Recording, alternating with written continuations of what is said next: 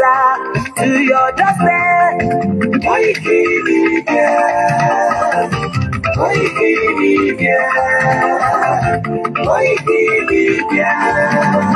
Bringing the world closer to your doorstep. Àwọn sọ́lára àgbà yìí dá, àwa ló láṣà àti èdè. Ìgbéde lárugẹ nílẹ̀ Oòduà o, àwa gangan ni bàbá. Koiki Media, Koiki Media, Koiki Media. Bringing the world closer to your doorstep. They never sabi wetin we carry for her. But they move closer before them to sabi. I said they never know wetin we carry for body. But they move closer before them to sabi. Ọ̀kín lọ lọ́jà ẹyẹ ni ń lo ló lájú. Ẹyẹ tó lórí kòtò bí àdó ọ̀pẹ̀jẹ̀ lẹ́nu. Ká ṣiṣẹ́ fún ilẹ̀ bàbá wa. Ká ṣiṣẹ́ fún ìlú bàbá wa. Kájùmọ̀ sowọ́pọ̀ ká lè gbódùdúwà ga. Odùduwà kò bá lè gbé wá. Ọmọ Odùduwà ṣe kiri. Ẹ dìde fún ẹ̀kọ́ adúláwọ̀. Ká lè jọ jùmọ̀ gbé délẹ̀ ìlérí. Ká wálé gba ògo ilẹ̀ wa. Ká ṣiṣẹ́ ká lè jọ gbàdé. Ká lè gbàdé adé adúláwọ̀. Àwa ni ìmọ̀lẹ̀ tí yóò tàn káàkiri. Ọmọ Odùduwà ni wá. Koiki Media, àwa là ń gbé tó lárugẹ. Ètò tó pọ̀jù ògbó tí wàá máa ní. Kásá. Ẹgbẹ́ polówó ọjà wà kájé gbúgbà yín jẹ. Ètò tó pọ̀jù ògbó tí wàá máa ní. À ń gbé tó lárugẹ, à ń gbàsà lárugẹ. Ètò tó pọ̀jù ògbó tí wàá máa ní. News and sports, ẹ máa rí gbọ́. Ètò tó pọ̀jù ògbó. Ọmọ Ìjẹ̀bú alárẹ̀ mi ló ní kí n máa ké dandan. Koiki Media ọ̀rọ̀ lágbájú mọ́ mi. Má bá ṣẹ̀rẹ̀ lọ. Ọmọ Yorùbá nìyẹn, ọmọ Yorùbá tata o. À ń jádùn rẹ̀, ọmọ Ìjẹ̀bú alárẹ̀ mi. Ṣẹ́yìn ló máa fi dìbò tẹ̀ mọ́lẹ̀ o. Ẹ̀yin lọ́mọ oníbò máa ń dè mí. Ẹ kálẹ́ gbogbo ẹ̀yin olólùfẹ́ Koiki Media jákèjádò gbogbo àgbálá ayé. Ẹ káàbọ̀ bí ẹ ti ń darapọ̀ mọ́ wa. Ẹ káàbọ̀ kí yín ẹ̀yin ìyá wa, ẹ̀yin bàbá wa. Ẹ jọ̀ọ́ ẹ bá wa gbọ́ lé share button. Ẹ jọ̀ọ́ ọwọ́ tí ẹ fi ń tẹ̀ ẹ̀ ní fi gbọ́mọ sí. Gbogbo alágbára Ọlọ́run ọba Elédùmarè tó ṣílẹ̀kùn ọjọ́ ìní. Nígbà tí iṣu tí agbékaná tó bá jiná, àtèmi àti ẹ̀yin wọn ò ní wá wa tí o, wọn ò ní wá yín tì, bẹ́ẹ̀ ni wọn ò ní wá gbogbo àwọn olólùfẹ́ yín tì, ẹ̀yin àtáyà àtọmọ, gbogbo yín ni a máa gbúrò yín nígbà tí a bá délẹ̀ lérí nínú orílẹ̀-èdè tuntun náà tí à ń pòǹgbẹ fún, tí ó dẹ̀ ti dé sí sàkání wa. Ẹ jọ̀ọ́ abẹ̀yìn àròyìn, ẹ bá wa gbọ́ lé share button. Ká tó wọnú ètò lọ, ẹja play national anthem wa nítorí pé ìṣẹ́jú péréte la ní láti fi deliver message tí wọ́n ní ká deliver láti ẹnu olóyè Májàsọ́lá Bámi Ìgbòho Òòṣà. Ẹja kọ national anthem wa ká tó wọnú program wa. Ẹ ṣé gan ni.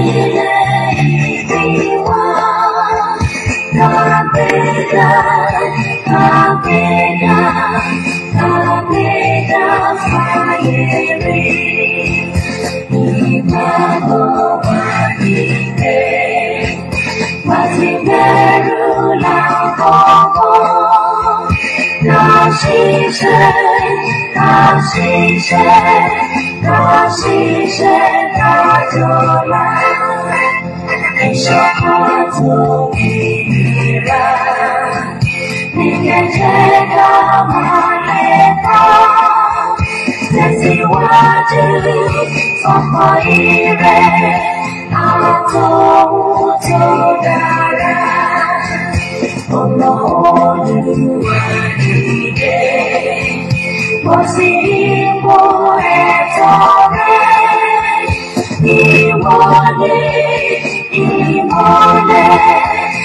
ọmọ adúláwọ̀.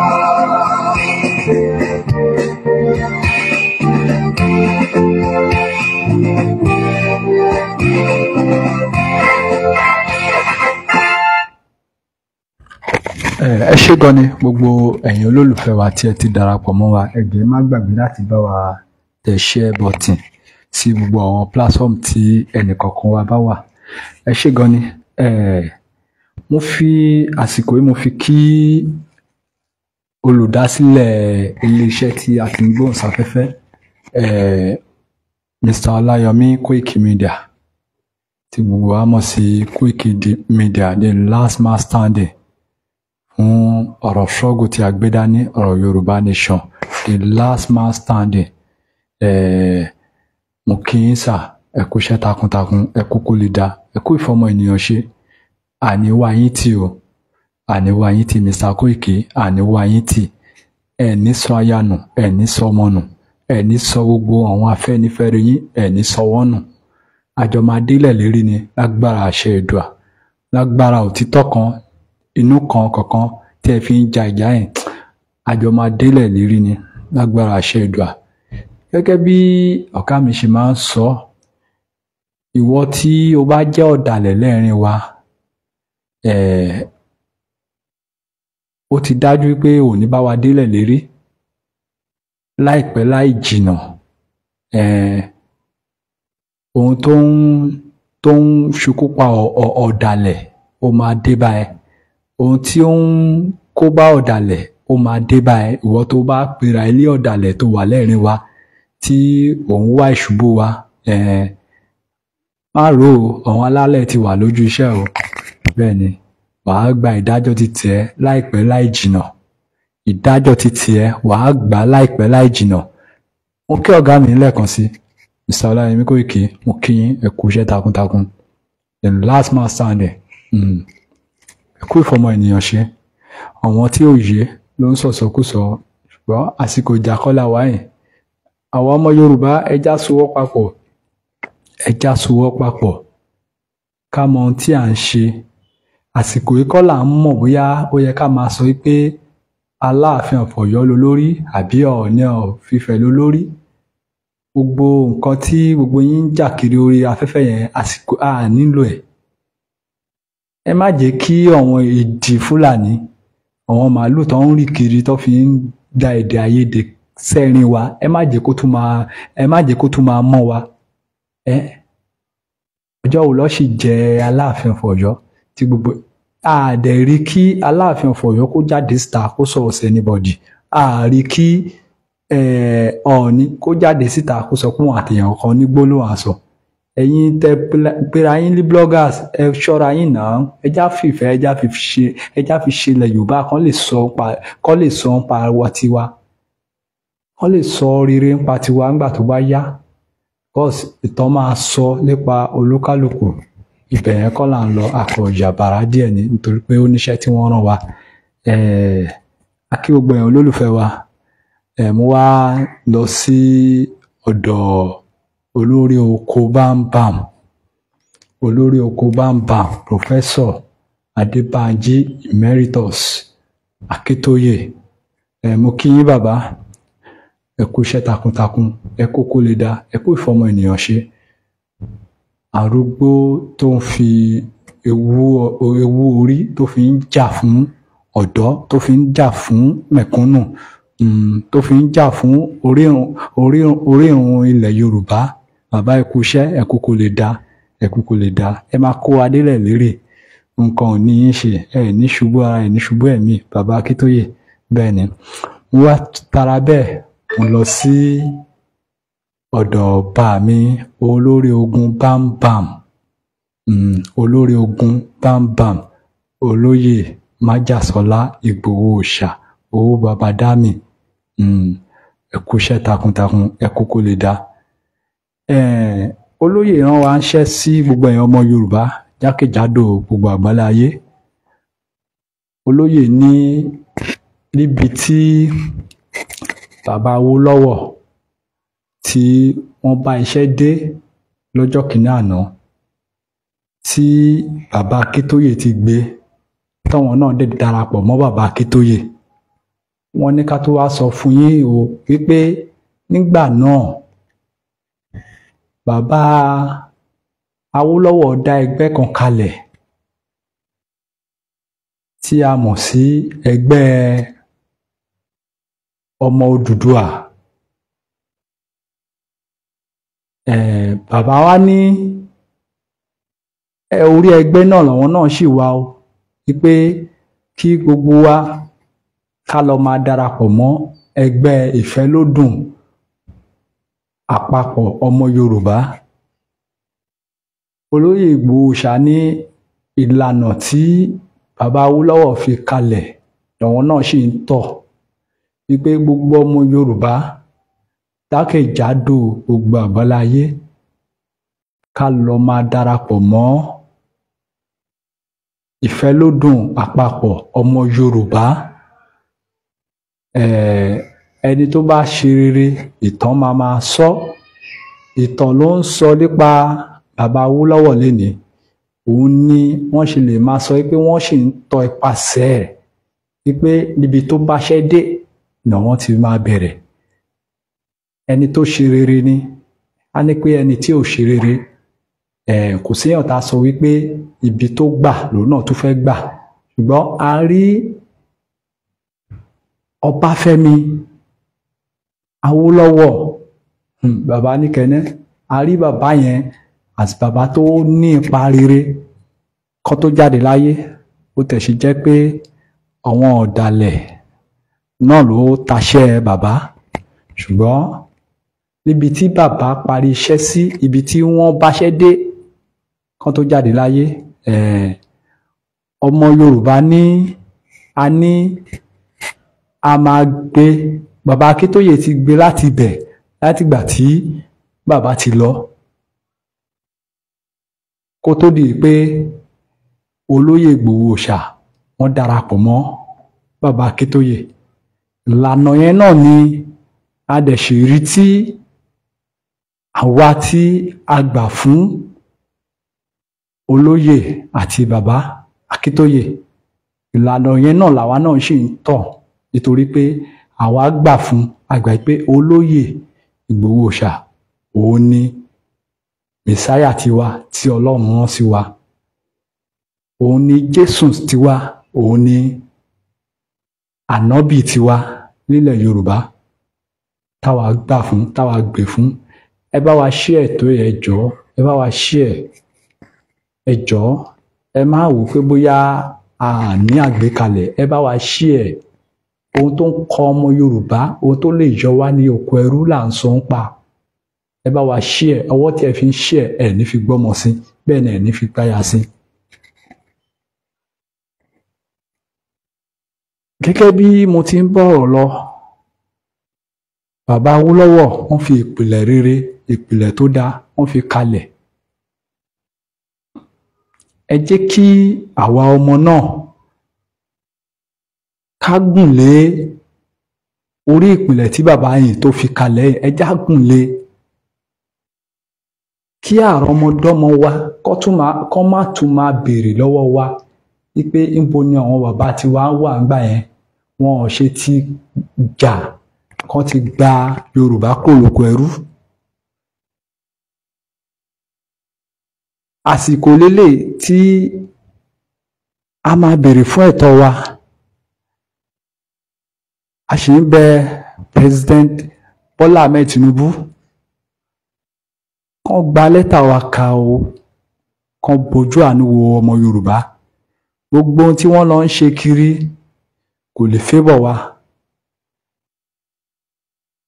Gbogbo ohun tí a rí, kán máa mú Boko Haram, kán máa sọ pé kinní kan repentant Boko Haram. Ọmọ Fúlàní tí a mọ̀ sí Muhammadu Buhari, òun la mọ̀ tó ṣe lọ́jọ́ kìíní àná tí a dẹ̀ ń sọ̀rọ̀ àgéṣì ẹ̀.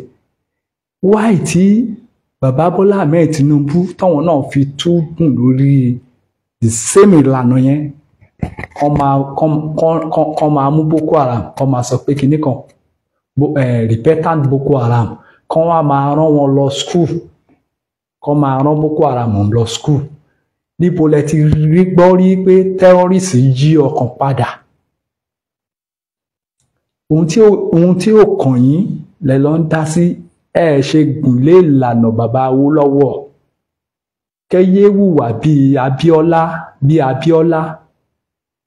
Abíọ́lá kò sí ipa kankan tó dáa tí bàbá Abíọ́lá tí wọ́n kó nínú ayé ọmọ Yorùbá. Bíi tiyín náà lọ ṣe ń ṣe ńgbà yẹn, bíi tiyín náà ni.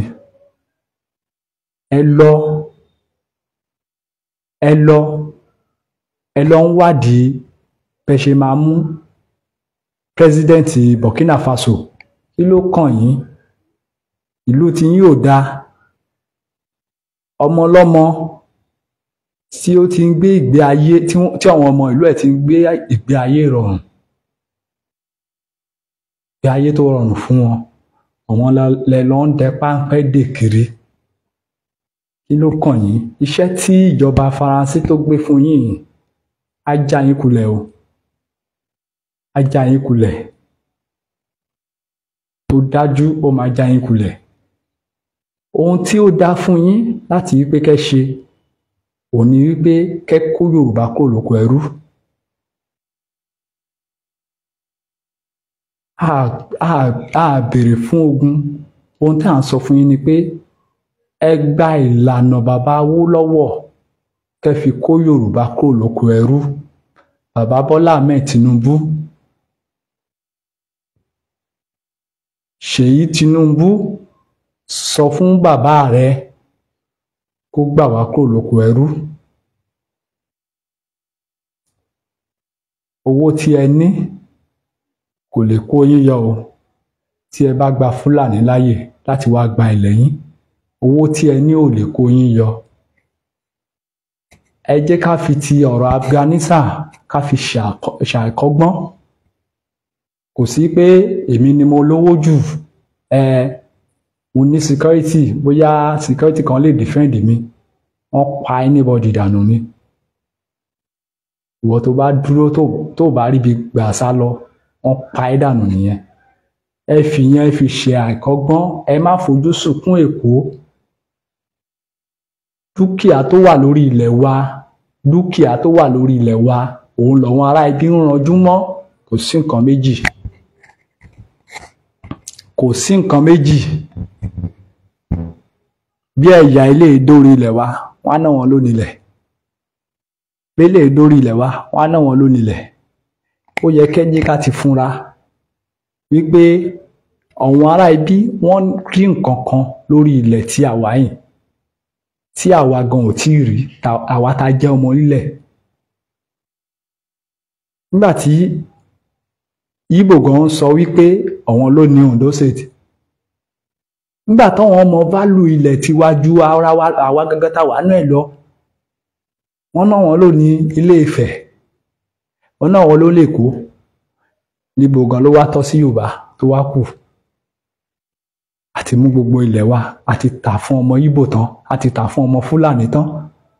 Àtẹ̀tù wá rí àwọn ibòmíì nílẹ̀ Yorùbá tó jẹ́ wípé Fúlàní ló ti ń talẹ̀.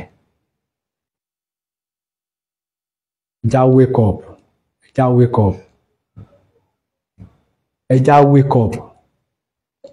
Mo fi àsìkò yìí mo fi bẹ̀ gbogbo ẹ̀yin olólùfẹ́ wa tí ẹ ti darapọ̀ mọ́ wa. Ẹja lọ darapọ̀ mọ́ Ìfẹ́lódùn ọmọ Yorùbá. Tẹ́ bá fẹ́ darapọ̀ mọ́, líǹkì ẹ ti wà ní orí àwọn péjì wa káàkiri. Tẹ́ bá lọ sí WhatsApp channel wa, ẹ máa rí ńbẹ̀. Ẹ̀yin tí bá tí ní àǹfààní sí WhatsApp channel wa, ẹ béèrè link, wọ́n máa send ẹ̀ sí yín. Ẹ béèrè link, wọ́n máa fún yín. Mo bẹ̀ yín, mo rọ̀ yín. Ìpè tí olóyè pè yín ó nítumọ̀ o, kò ń ṣe ìpè lásán.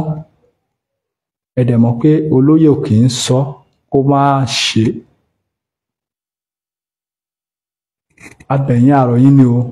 Ẹ bá wa darapọ̀ mọ́ Ìfẹ́lódùn àpapọ̀ ọmọ Yorùbá gẹ́gẹ́ bí bàbá ṣe béèrè. àwọn ìrànlọ́wọ́ tí bàbá bá ń béèrè lọ́wọ́ yín àsìkò yín la nílò láti dáhùn sí ní kíákíá. Àsìkò yìí ni àṣekínni la nílò láti dáhùn sí ní kíákíá, nítorí pé àwa la mọ nǹkan tójú wa ti ń rí nínú orílẹ̀-èdè tí a wà yìí tí wọ́n pè ní Nàìjíríà yìí. Àwa la mọ nǹkan tí ojú wa ti ń rí. So tó lóye bá wa pe ìpè kan, àsìkò yìí kọ́ ni à ń pín ẹgbẹ́ sí méjì. Ohun kan òun ni kí ẹ jẹ́ ká lò. Ohun kan, one voice, òun ni kí ẹ jẹ́ kí gbogbo àwa ojúlówó ọmọ Yorùbá kẹ́ jẹ́ ká lò. Lásìkò tí a wà yìí, àsìkò yìí kọ́ là ń bára wa jà. Àsìkò yìí kọ́ là ń ṣe kíni. Nítorí pé ìjà ni wọ́n máa fi ń, láti ọjọ́ táláyé ti dáyé, ìjà ni àwọn ará ibi báyìí ni wọ́n máa ń dá sí ẹ̀rín wa. Ìmọ̀ràn Sultan Sokoto, ẹ má jẹ́ kó ṣẹ lórí wa this time around. Nítorí pé eléyìí tá à ń gbà lọ yìí, a gbọ́dọ̀ mísì ẹ̀. A gbọ́dọ̀ mísì ẹ̀. Ọ̀rọ̀ tó wà nílẹ̀ yìí, ó ti dàbí ọ̀rọ̀ Man U, Man City. A gbọ́dọ̀ lùsì o. Ó ní ewu fún wa. A gbọ́dọ̀ lose. Òun la ìfi ń bẹ bàbá Bọ́lá Ahmed Tinubu lásìkò yìí. Tí kàn jọ a rọ̀ wọ́n, a bẹ̀ wọ́n ni, a sì ń bẹ̀ wọ́n ni. Orí ẹ̀bẹ̀ la ṣì wà títí da the last day tí a máa jáde fún night vigil. Nítorí pé gbogbo wa la ti gbọ́ wípé tí a bá ti jáde fún night vigil yìí tí à ń sọ yìí, kò sí ìpadà sẹ́yìn mọ́ o. So ní àsìkò tí a ṣì wà yẹn, oore ọ̀fẹ́ ṣì wà láti wípé kí ààrẹ orílẹ̀-èdè Nàìjíríà kàn gba mẹ́sẹ̀jì wa, kàn dẹ̀ gbà wọlé. Kàn rí mẹ́sẹ̀jì wa, kàn gbà wọlé, kàn dẹ̀ ṣe ohun tí ọmọ Yorùbá, ohun tí a ń béèrè fún. Nítorí pé 2027 máa jábọ̀ bàbá Bọ́lá Ahmed Tinubu kulẹ̀ tí gbogbo wa ti mọ̀. Eléyìí ò dàbí 2023 o, tí ẹ ní oore ọ̀fẹ́. Eléyìí ò dàbí ẹ̀ o. So iṣẹ́ tí ọmọ Yorùbá tí a fi máa lù sí ibẹ̀ yẹn, ẹ kúkú fi ṣe kàkà kéku má jẹ sèse, a fi ṣàwàdànù. Kàkà kéku má ṣe kíni, kó má jẹ sèse, a fi ṣe kíni, a fi ṣàwàdànù. Òun ni gbogbo ọmọ Yorùbá ń béèrè lọ́wọ́ yín pé kẹ́ fi ṣe this time around. Ìtàn kan tí ẹnìkankan ò tí kọ kalẹ̀ látọjọ́ tí aláyé ti dé ayé, bàbá Bọ́lá Ahmed Tinubu, ẹ lọ kọ ìtàn náà. À ń bẹ̀ yín, à ń rọ̀ yín ni, ẹ lọ kọ ìtàn náà. Ẹ lọ kọ ìtàn tí ẹnìkan ò tí kọ rí ní history Nàìjíríà, ẹ bá wa kọ kalẹ̀. Kò dẹ̀ sí ìtàn tí ẹ fẹ́ kọjú wípé ẹ pín Nàìjíríà. Ó ti sú wa, àwa ọmọ nílùú, a ní àṣemọ́. Ẹ bá wa gbọ́ ọ̀rọ̀ ìyànjú yẹn. Tí wọ́n fail láti realize ni wípé tí a bá ń sọ̀rọ̀ Jésù, tá ń sọ̀rọ̀ Muhammad, tá ń sọ̀rọ̀ Odùduwà, tá ń sọ̀rọ̀ Aristodemus, all those great people, tá ń sọ̀rọ̀ Ṣàngó, tá ń sọ̀rọ̀ Ògún, tá ń sọ̀rọ̀ Ọya, tá ń sọ̀rọ̀ all the great people.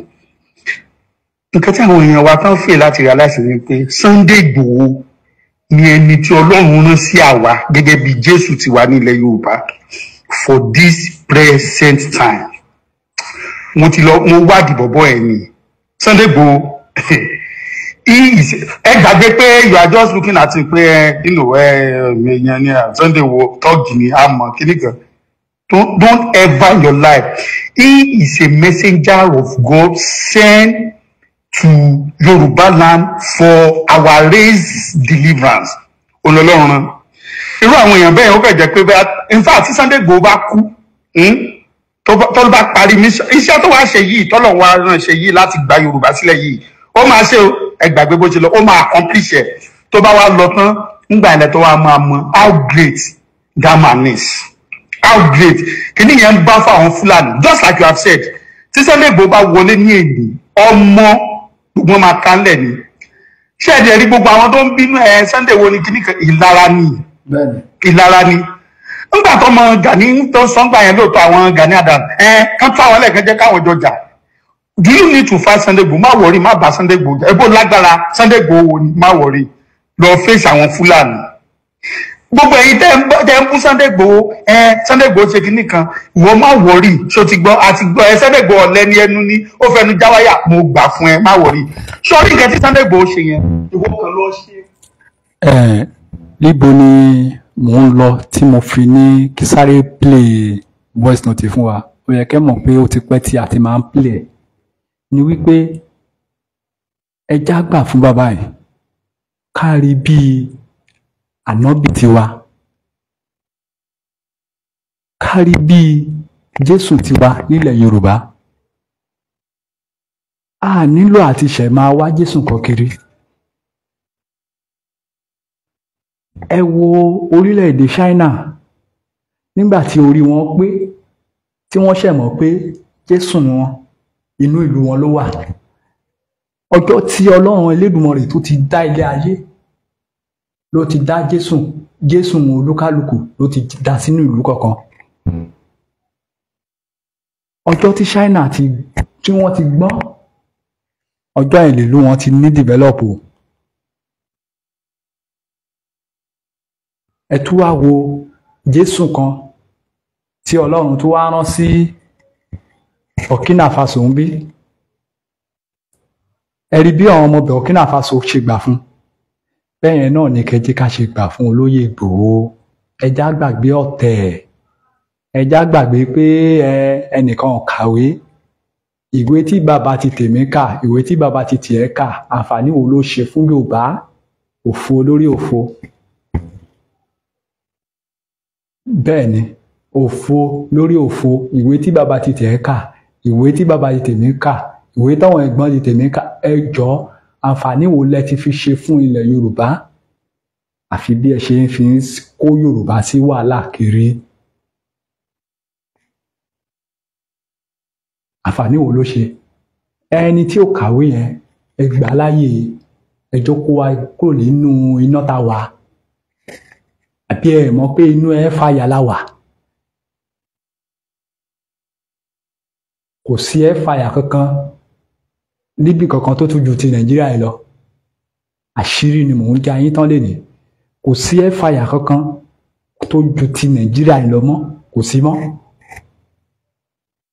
so ẹni tọ́lọ́run rán tó fẹ́ kó wa jáde ẹ̀ẹ́dẹ̀gbá láyè ẹjá gbà láyè òun ló fi ń pè yín pé ẹ lọ darapọ̀ mọ́ ẹgbẹ́ àpapọ̀ ọmọ Yorùbá ẹgbẹ́ ìfẹ́lódùn sọ́rí ẹnu mi àgò ẹgbẹ́ ìfẹ́lódùn àpapọ̀ ọmọ Yorùbá ẹ lọ darapọ̀ mọ́ ẹ̀yin tẹ́ ẹ bá ní níkì ẹ béèrè fún níkì ẹni kan á dìyín sí ká lè jọ gbé ilẹ̀ ká lè jọ gbé dé ilẹ̀ lérí ẹ má bá mi ká lọ. Your Excellency, the President of my country, Aṣíwájú Bola Ahmed Tinubu. Sir, I am calling you to use your office to do what nobody has been able to do since 1904. Have the courage to ask Nigerians to decide their own future. 3 years ago, while we were suffering in Nigeria, the former president, Buhari, was constructing a road that will link the Hausa people with the Niger. 3 years ago, while we were suffering from bad roads and bad rails, the federal government of Nigeria used Nigerians' money to create and construct a railway that leads to Niger. Yesterday, the Niger government dumped French as their national language in favor of Hausa. They are. Ẹ má bínú sí wa, a mọ̀ọ́mọ̀ láti máa yàbàrá díẹ̀díẹ̀ nítorí pé náà nǹkan ta fẹ́ mú jáde nínú ẹ̀. Bàbá kan pè mí láti Benin Republic lẹ́nu ọjọ́ mẹ́ta yìí. Bàbá yẹn ń béèrè àwọn ìbéèrè kan lọ́wọ́ mi. Ó ní kí ni nǹkan tó ṣẹlẹ̀ pé ọ̀rọ̀ kan ò yé òun. Wípé irú ìlú wo ni ti Nàìjíríà gan-an? Ó ní báwo ni Nàìjíríà ṣe lè fún ìlú tó ń wà yẹn níná tí wọn ò dẹ̀ ń múná lọ lọ́dọ̀ tiwọn tí àwa dẹ̀ máa ń wà nínú òkùnkùn bírímù ní Nàìjíríà. Ó ṣe wá jẹ́ wípé àwọn Niger gbogbo àwọn Africa country ló wá ń jẹ àǹfààní tó yẹ kí ọmọ Yorùbá máa jẹ. Why? Nítorí pé tí ọmọ Haúsá bá tiẹ̀ wà nínú ìyà yẹn ò kan èmi, kí ló ń produce fún ọmọ Nàìjíríà? Yorùbá ló ń pa owó fún Nàìjíríà, so ìyẹn ò kan mí. Ọ̀rọ̀ Haúsá Fúlàní kò kan èmi. Bọ̀ ìyà tí ó ń jẹ ọmọ Yorùbá yẹn ó ti pọ̀ jù. Àwa ò lè dákẹ́. Ẹ gbéra, ẹ lọ darapọ̀ mọ́ ẹgbẹ́ ìfẹ́lódùn àpapọ̀ ọmọ Yorùbá bí a ṣe ń sọ. Ẹ lọ darapọ̀ mọ́ kájọ ja ìjà ẹ once and for all. Ẹ jájọ ṣe kí ni? Ẹ jájọ ja ìjà yín ká jà lọ́wọ́ kan kí àwọn ọmọdọ́mọ wa kán lè wà nínú àlàáfíà. Àwa tá bá kù ká lè gbé ìgbé ayé rọrùn káyé kó lè tù wá lára. Ẹ̀yin pásọ̀ gbogbo yín á pè yín ẹ dá sí nǹkan tó wà nílẹ̀ yìí. Ẹ gbàgbé nípa pé bóyá ìjà kan lọ líṣẹ̀ ẹ máa fàdúrà ràn iṣẹ́ lọ́wọ́. Ẹ gbàgbé iṣẹ́ tiyín orí ilẹ̀ Yorùbá ló wà, kò sí ní iṣẹ́ kankan. Iṣẹ́ láìtì tiyín orí ilẹ̀ tiwa yìí ló wà. Tẹ bá mọ̀ pé ẹ nífẹ̀ẹ́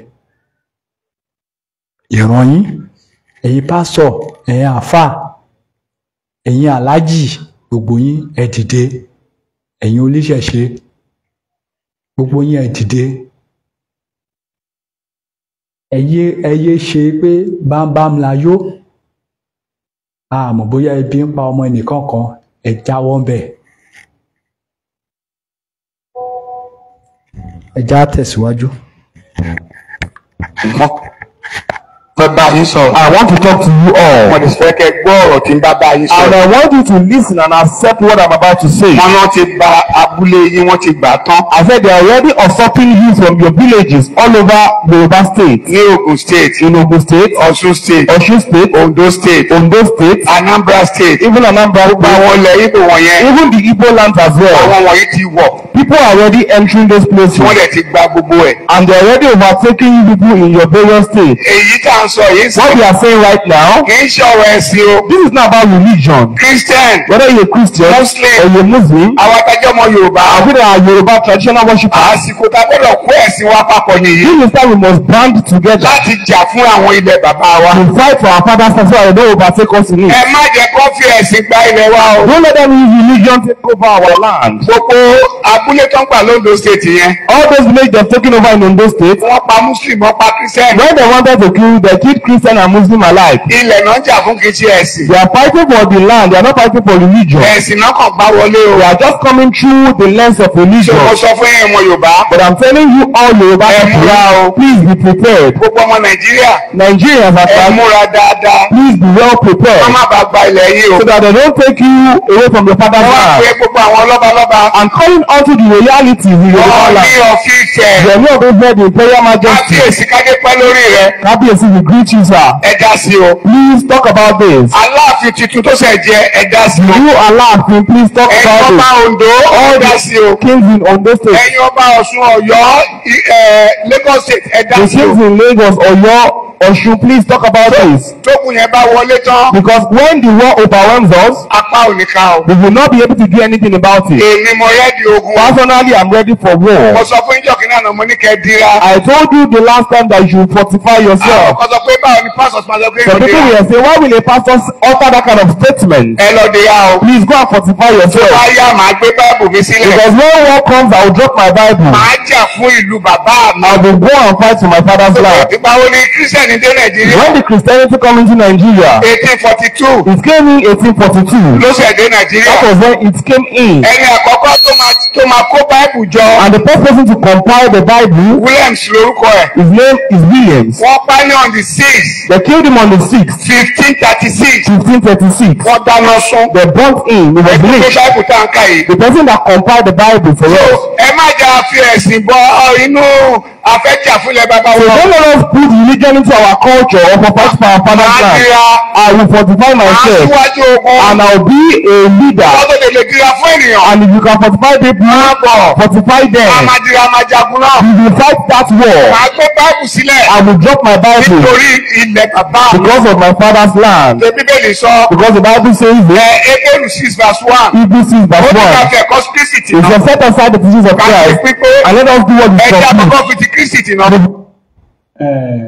Bàbá wa Prince Adéọlá ẹ̀ka lẹ́sà ẹ má bínú sí wa gbogbo ọmọ Odùduwà rere. Bàbá wa ń béèrè pé báwọn lọ́wọ́n ṣe máa join gúrùpù tí à ń sọ̀rọ̀ ń pa ẹ̀.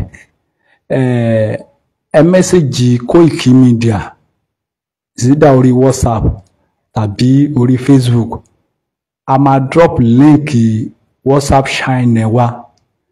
Gbogbo ẹ̀yin ọmọ Yorùbá ẹ try àti lọ join WhatsApp Shine wa. Ìgbà ilẹ̀ máa rí information tó bá dájú lẹ́ máa rí tó correct tó dẹ̀ jẹ́ yàjóyàjó from the right source. Ẹ try láti join WhatsApp Shine wa. Tó bá yẹ pé ẹ ti join ẹ ti rí bẹ́ẹ̀ láti ọ̀sán àtọ̀sán láti fi síbẹ̀. Ó ṣe kókó WhatsApp Shine wa ẹ bá wa join so that gbogbo nǹkan tó bá ń lọ ẹ máa rí bẹ́ẹ̀. Everything tó bá ti ń lọ ẹ máa rí. So bàbá wa Prince Adéọlá ẹ má gbàgbé sà láti bá wa sọ̀rọ̀ lábẹ́ aṣọ. So a lè drop link fún yín. Ẹ ṣé gan ni. Bàbá wa Ayọ̀délé Òjó ẹ ṣé gan ni. Ẹ má bá wọn ká lọ. To now put it Máa aside, lọ jà fúnlẹ̀ bàbá wa. let's fight for our father's land. A máa sọ pé kí Jésù ràn wá lọ́wọ́. And we tell Jesus to help us. Ó ràn wá lọ́wọ́. To help us in the war for our father's land. Ohun tá a máa ṣe nìyẹn o. That's what we are going to do. Nígbà tó mú Jésù Kristi. When Jesus was caught, Ọmọlẹ́yìn ẹ̀kọ́ fa ìdáyọ. a disciple drew out his sword. À ń pè ní Pétérù. His name is Peter. Ó bẹ́ etí ẹnìkan sílẹ̀. He cut off the ear of one of the soldiers. Ó bẹ́ etí ẹ̀ He sílẹ̀. cut off the ear of one of the Jésù ní soldiers. rárá. Jesus said, Ṣé no, àkùtì idà rẹ bọnú àkọ̀? keep your sword back in the shirt. Jésù ní tó bá yá o. That when the time comes, Ẹni tó ní aṣọ kó lọ tà á. if you have a cloth, go and sell it. Ẹ tó ní bàtà kó lọ tà á. When the time comes, if you have sandal, you will Ẹ sell lọ it. sí Luke 22. Go to Luke 22. So ẹ má filẹ̀ bàbá yìí sílẹ̀ o. Please don't leave the things of your father and the land of your Christian sọ father. pé kí n má jà fún bàbá mi. Christianity does not stop me from fighting for my father's right. Má wòran ọwọ́ ọmọ Yorùbá. So the Yoruba indigenous, don't just fold your Ẹ má hands. gbalẹ̀ bàbá wa lọ́wọ́ wa. Don't let them take over our father's land from us. Ọlọ́run á fún wa ṣe o. God will help us. Alálẹ̀ bàbá wa Our ancestors á fún wa ṣe o. would help us. Jésù mo gbàdúrà. Ẹ ṣé gan ni ẹ̀yin olólùfẹ́ wa. Ọ̀rọ̀ ni gbogbo wa ti gbọ́. Ọ̀rọ̀ ni gbogbo wa ti ṣe kí ni ọ̀rọ̀ ni a ti gbọ́. Láti ẹnu ìkan lára àwọn prophet wa tí wọ́n ti ń gbà wá lé àmọ̀ràn láti ọjọ́ tó ti pẹ́, torí pé ó pẹ́ tí bàbá yìí ti ń sọ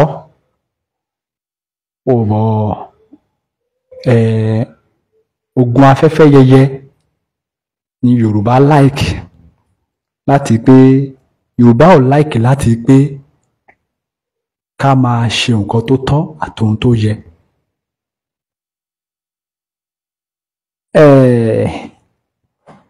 Ẹ jọ̀ọ́ gbogbo ẹ̀yin tíìmù wa tẹ́ bá wà pẹ̀lú wa lórí program, ẹ jọ̀ọ́ ẹ bá wa follow comment, ẹ jọ̀ọ́ ẹ bá wa message àwọn èèyàn lábẹ́ aṣọ, ẹ jọ̀ọ́ àwọn èèyàn nídìí WhatsApp channel wa tí wọ́n ti máa rí information, ẹ jọ̀ọ́ ẹ̀yin tíìmù wa please and please ẹ bá wa ṣiṣẹ́ lórí ẹ̀, ẹ jọ̀ọ́ ẹ má bínú sí wa o pé a tún yàbàrà, ẹ jẹ́ kí n sọ fún àwọn èèyàn di platform wa. Ẹ jọ̀ọ́ gbogbo ẹ̀yin tíìmù wa please and please ẹ̀yin tẹ́ bá wà pẹ̀lú mi lórí Facebook lọ́wọ́lọ́wọ́, ẹ jọ̀ọ́ ẹ bá mi reply sí comment àwọn èèyàn, wọ́n ní di WhatsApp channel wa, ẹ bá wa fún àwọn èèyàn tí wọ́n ń béèrè ẹ̀ so that wọ́n á lè máa rí information nípa struggle nínú WhatsApp channel wa. Please and please ẹ jọ̀ọ́ ẹ bá mi respond tí kéèmí tó kò lórí ètò, ẹ jọ̀ọ́ bá mi ṣáàtì àwọn èèyàn. Bàbá mi kan Prince Adéọlá àti bàbá wa Ayọ̀délé Òjó, ẹ bá mi respond sí comment wọn, ẹ ṣé gan ni o. So lẹ́ẹ̀kan sí ẹ má bínú sí wa gbogbo ẹ̀yin tẹ́ wà pẹ̀lú wa, ẹ lọ bá wa darapọ̀ mọ́ ìfẹ́ ló dùn àpapọ̀ ọmọ Yorùbá, ìfẹ́ ló dùn àpapọ̀ ọmọ Yorùbá, ẹ bá wa darapọ̀ mọ́ kí iṣẹ́ náà kó lè yálé kíákíá, kí iṣẹ́ náà kó lè yá ní kíákíá, kí olóyè tó lè máa béèrè lọ́wọ́ wa pé ká lọ darapọ̀ mọ́rú ṣáínà ẹ̀bẹ̀ yẹn, ó yẹ kẹ́ mọ̀ pé ó ní nǹkan tí olóyè rí, olóyè ò ní sọ̀rọ̀ kó má múṣẹ. Ẹ jọ̀ọ́ ẹ bá wa darapọ̀ mọ́, ẹ ṣé gan ni. Koiki Media, we're bringing the world closer to your doorstep. Koiki Media, Koiki Media, Koiki Media, we bringing the world closer to your doorstep. Koiki Media, Koiki Media, Koiki Media, àwọn tó lára àgbà yìí dá, àwa ló láṣà àti èdè, ìgbéde lárugẹ nílẹ̀ Oòduà o, àwa gangan ni bàbá. Koiki Media, Koiki Media, Koiki Media, ìgbéde wọn lọ sẹ́tì ọjọ́ fẹ́. They never sabi wetin we carry for her. But they move closer before them to sabi. I said they never know wetin we carry for body. But they move closer before them to sabi. Ọ̀kìn lọ lọ́jà ẹyẹ ìníhùn ló lájú. Ẹyẹ tó lórí gbogbo ní àdó ọ̀pẹ̀tẹ̀ lẹ́nu. Ká ṣiṣẹ́ fún ilẹ̀ bàbá wa. Ká ṣiṣẹ́ fún ìlú bàbá wa. Kájùmọ̀ sowọ́pọ̀ ká lè gbódúdú àga. Odùduwà kò bá lè gbé wá. Ọmọ Odùduwà ṣègìrì. Ẹ dìde fún ẹ̀kọ́ adúláwọ̀. Ká lè jọ jùmọ̀ gbé délẹ̀ ìlérí. Àwa lè gba ògo ilẹ̀ wa. Ká ká ṣiṣẹ́ ká lè jọ gbàdé ká lè gbàdé adé adúláwọ̀ àwa ní mọ̀lẹ́ tí yóò tàn káàkiri. ìyàwó Odùduwà ni wá. Koiki Media àwa là ń gbé tó lárugẹ. ètò tó gbọ́dọ̀ wọ Tiwa Money. Àṣà ẹgbẹ́ polówó ọjà wà kájé bùgbà yín jẹ. ètò tó gbọ́dọ̀ wọ Tiwa Money. à ń gbé tó lárugẹ à ń gbàsà lárugẹ. ètò tó gbọ́dọ̀ wọ Tiwa Money. News and sports ẹ máa rí gbọ́. ètò tó gbọ́dọ̀ wọ Tiwa Money. ọmọ Ìjẹ̀bú alárẹ̀ mi ló ní kí n máa ké dandan. Koiki Media ọ̀rọ̀ lágbájúmọ̀ mi máa bá ṣẹ̀rẹ̀ lọ. ọmọ Yorùbá nìyẹn ọmọ Yorùbá tata o. à ń gbádùn rẹ ọmọ Ìjẹ̀bú alárẹ̀ mi ṣẹ́yìn ló má fi dìbò ọ̀tẹ̀ mọ́lẹ̀ o. ẹ̀yin lọ́mọ onígbò máa ń dè máa dè.